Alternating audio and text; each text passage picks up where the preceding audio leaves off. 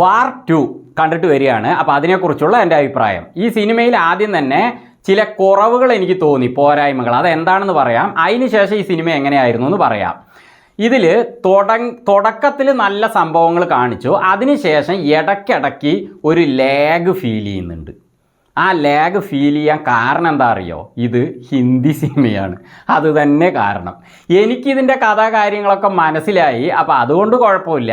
പക്ഷേ എല്ലാവർക്കും അങ്ങനെ ആവില്ലല്ലോ. ഹിന്ദി മനസ്സിലാകാത്തവർക്ക് എന്തായാലും ലാഗ് ഫീൽ ചെയ്യും. കാരണം പിന്നെ കുറേ ഇടയ്ക്കിടയ്ക്ക് ഇവർ സംസാരിച്ചു കൊണ്ടേ ഇരിക്കുകയാണ്. അപ്പോൾ ഒരു സൈലൻ്റായിട്ട് കുറേ നേരം സംസാരിക്കുന്നുണ്ട്. അപ്പോൾ അതുകൊണ്ട് ഒരു ലാഗ് ഫീൽ ചെയ്യും. പക്ഷേ സിനിമ എങ്ങനെയായിരുന്നു ഞാൻ പിന്നെ പറയാം. അപ്പോൾ ഇത് തമിഴിലും ഡബ് ചെയ്ത് വന്നിട്ടുണ്ട്. അപ്പോൾ നിങ്ങളുടെ ഭാഗത്തൊക്കെ തമിഴിലാണ് ഇത് വന്നിരിക്കുന്നതെങ്കിൽ, റിലീസ് ചെയ്തിരിക്കുന്നതെങ്കിൽ തീർച്ചയായിട്ടും തമിഴിൽ തന്നെ കാണുക കേട്ടോ. പിന്നെ ഹിന്ദി ശരിക്കും അറിയാവുന്നവർക്ക് ഈ സിനിമ കാണാം. അപ്പോൾ അവർക്ക് വലിയ കുഴപ്പമൊന്നും തോന്നില്ല. പക്ഷേ ഇത് ഹിന്ദിയിലായാലും ചില ഭാഗങ്ങൾ ലാഗ് വരുന്നുണ്ട്. കാരണം കുറേ സംസാരിച്ചുകൊണ്ടിരിക്കുന്നുണ്ട്, അതുകൊണ്ടാണ്. അപ്പോൾ വേറൊരു കാര്യം കൂടി ഉണ്ട് കേട്ടോ. ഞാൻ ഇന്നലെ ശരിക്കും ഉറങ്ങിയിട്ടില്ല. അതൊരു കാര്യം തന്നെ. ഞാൻ ഇടയ്ക്കൊന്ന് കണ്ണൊന്ന് അടഞ്ഞു, ഉറക്കം വന്നു. കാരണം മറ്റൊന്നുമല്ല, കൂലി സിനിമയ്ക്ക് രാവിലെ പുലർച്ചയ്ക്കുള്ള ഷോയ്ക്കുള്ള ടിക്കറ്റ് എടുത്തിട്ടാണ് ഞാൻ പോയിരുന്നത്. അപ്പോൾ അതുകൊണ്ട് ഞാൻ രാത്രി ഒന്നും ശരിക്കും ഉറങ്ങിയിട്ടില്ല. രാവിലെ നേരത്തെ എഴുന്നേറ്റിട്ടില്ലെങ്കിൽ പോകാൻ പറ്റില്ലയോ പറഞ്ഞിട്ട് ഇടയ്ക്കിടയ്ക്ക് എഴുന്നേറ്റിട്ടാണ്. അതിൻ്റെ ഒരു ക്ഷീണം എനിക്കുണ്ട്, അത് ഇല്ലയെന്നില്ല. എന്നാലും ഒരു ചെറിയ ലാഗ് തോന്നി. അപ്പോൾ ഈ സിനിമ ഇനി എങ്ങനെയായിരുന്നു പറയാം. അപ്പോൾ ഈ ഒരു കാര്യം മാത്രമേ എനിക്കിതിൽ തോന്നിയുള്ളൂ. അതിനു മുമ്പ് ഒരു കാര്യം പറയാം. ഈ ചാനലിലെ വീഡിയോകൾ കാണുമ്പോൾ പലരും ബാക്കടിച്ച് പോവുകയാണ്, സബ്സ്ക്രൈബ് ചെയ്യുന്നില്ല. കുറേ പേര് സബ്സ്ക്രൈബ് ചെയ്തിട്ടുണ്ട്, പക്ഷേ എല്ലാവരും ചെയ്യുന്നതായിട്ട് കാണാനില്ല. എല്ലാ ഭാഷകളുടെ സിനിമകൾ ഈ ചാനലിൽ ഞങ്ങൾ ചെയ്യുന്നുണ്ട്. ഇറങ്ങുന്ന എല്ലാ സിനിമകളുടെയും തന്നെ ചെയ്യുന്നുണ്ട്. അപ്പോൾ എല്ലാവരും സബ്സ്ക്രൈബ് ചെയ്യുക. അപ്പോൾ ഞങ്ങളുടെ വീഡിയോകളൊക്കെ പെട്ടെന്ന് നിങ്ങൾക്ക് ലഭിക്കുന്നതാണ്. അതേപോലെ ചാനലിൽ വീഡിയോകൾ കാണുമ്പോൾ ഒരു ലൈക്ക് കൊടുക്കാനും മറക്കരുത്. പിന്നെ നിങ്ങളുടെ അഭിപ്രായങ്ങൾ കമൻറ്റിലൂടെ അറിയിക്കാം. ഈ സിനിമ ഇത് ഡയറക്റ്റ് ചെയ്തിരിക്കുന്നത് അയൺ മുഖർജിയാണ്.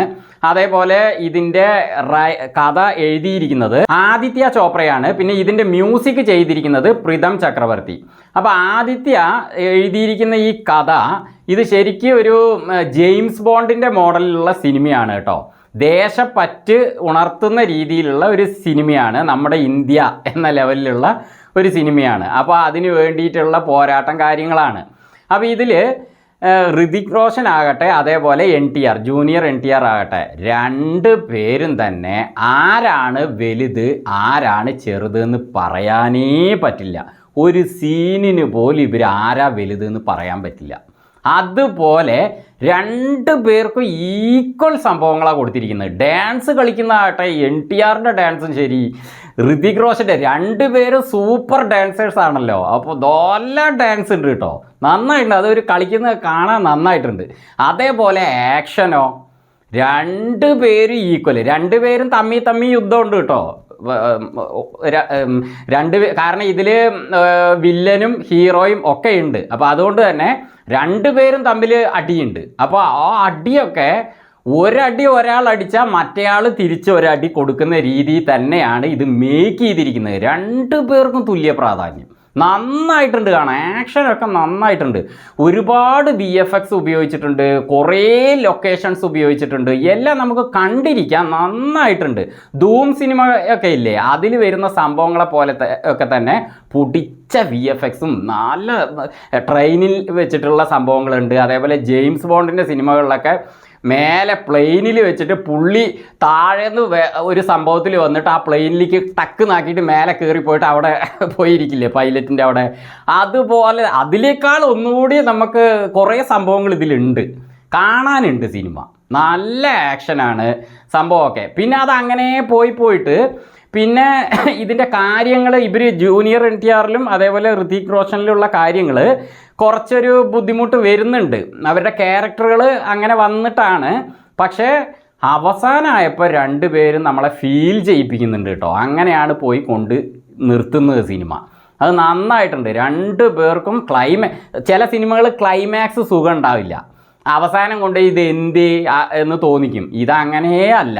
ക്ലൈമാക്സ് ഇതിന് എൻഡ് സ്ക്രീനിൽ എൻഡ് കാർഡ് പേരിട്ട് വരുമല്ലോ, അതിന് ശേഷം പോലും സിനിമയുണ്ട്, അവിടെയും ഒരു ക്ലൈമാക്സ് കൊടുത്തിട്ടുണ്ട്. നന്നായിട്ടുണ്ട്. ക്ലൈമാക്സ് ഗംഭീരം, ആക്ഷൻ ഗംഭീരം, VFX ഗംഭീരം, അതേപോലെ ഡാൻസ് സൂപ്പർ. പിന്നെ പ്രീതം ചക്രവർത്തി കൊടുത്തിരിക്കുന്ന ആ ഒരു ബാക്ക്ഗ്രൗണ്ടിലുള്ള ആ മ്യൂസിക്, അത് ഇത്തരം ഏജൻറ്റുകളുടെ ഏജൻറ്റുമാരുടെ സിനിമകളിൽ വരുന്ന അതേ മ്യൂസിക് തന്നെയാണ് കൊടുത്തിരിക്കുന്നത്. ഒക്കെ നന്നായിട്ടുണ്ട്. അതേപോലെ നല്ല ഫ്രണ്ട്ഷിപ്പിൻ്റെ ഒരു കഥ പറയുന്ന സിനിമ കൂടി തന്നെയാണിത്. എന്തായാലും സിനിമ പക്കാ സിനിമ തന്നെയാണ്. ഇതിൽ ഈ ഹിന്ദി ആയതുകൊണ്ടും ഇടയിൽ കുറേ നേരം ഇവർ സംസാരിക്കുന്നത് കൊണ്ടും ഒരു ലാഗ് ഉണ്ട് എന്നല്ലാതെ സിനിമയ്ക്ക് വേറെ ഒരു ഇതും ഞാൻ കണ്ടില്ല. നന്നായിട്ടുണ്ട്. പിന്നെ ഇതിന് വീണ്ടും ഇതന്നെ വാർ 2 ആണ്. ഇനി ഇതും ഉണ്ടെന്നാണ് തോന്നുന്നത്. കാരണം അവസാനം പോയി നിൽക്കുന്നത് ഒരു ആൽഫയിലാണ്.